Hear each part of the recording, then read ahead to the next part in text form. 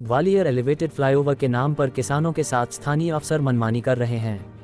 शहर के रमतापुरा और गौसपुरा मौजा के किसानों ने शनिवार को एक प्रेस कॉन्फ्रेंस में बताया कि 2 साल पहले नोटिफिकेशन के आधार पर उनकी जमीनों का एलिवेटेड फ्लाईओवर के लिए अधिकारियों ने अधिग्रहण के लिए प्रयास किया था, लेकिन किसानों की जमीनों पर लाल निशान 2 गुनी अथवा 4 गुनी जमीनों पर लगा दिए गए हैं, जबकि अधिग्रहण के लिए कागजातों में कुछ और जमीन दिखाई गई है, जबकि वास्तविक निशान कहीं और लगाए जा रहे हैं। इसे लेकर पिछले साल किसान हाईकोर्ट भी गए थे। हाईकोर्ट ने भी प्रशासनिक अफसरों को निर्देशित किया था कि नियमानुसार किसानों की जमीनों का अधिग्रहण करें और जितनी जमीन को अधिग्रहित की जाए उसका मुआवजा भी किसानों को देना सुनिश्चित किया जाए।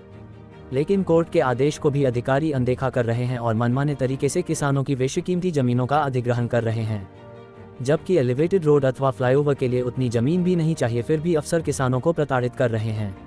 अब क्षेत्र के किसानों ने हाई कोर्ट में अवमानना याचिका दायर की है। अधिकारियों के रवैये से परेशान रमतापुरा और गौसपुरा क्षेत्र के किसानों ने इस मामले में वरिष्ठ अधिकारियों को एक बार फिर चेताया है। एलिवेटेड रोड जो बनाया जा रहा है, इसमें किसानों के साथ में बड़ी ही अनदेखी और फर्जीवाड़ा करने को उतारी। 2022 में इन्होंने ये निर्माण कार्य शुरू ही किया था, तब ये निशान लगाने आए हमारी भूमि पर, और इनने निशान लगाते वक्त हमसे ये कहा तो 1985 में आपकी ज़मीन को अधिग्रहित किया जा चुका है और आपने मुआवजा ले लिया है, पर देने से इनकार कर दिया। और हमने उनसे ये कहा कि भाई हमारी ज़मीन नहीं गई, हमें पता है, हमारे पुरखों ने हमें बताया कि हमारी ज़मीन 85 में नहीं गई।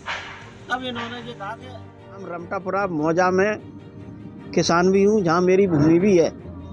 इसमें ग्वालियर में जो एलिवेटेड फ्लाईओवर ब्रिज जो बनाया जा रहा है, इसमें अधिकारियों की मनमानी और फर्जीवाड़ा पूर्ण रूप से चालू है, क्योंकि अधिकारियों ने जो ज़मीन अधिग्रहण की जा रही है उसमें वो निशान लगाते हैं 15,000 फुट पे और नोटिफिकेशन करते हैं कि 400-500 फुट ज़मीन जा रही है।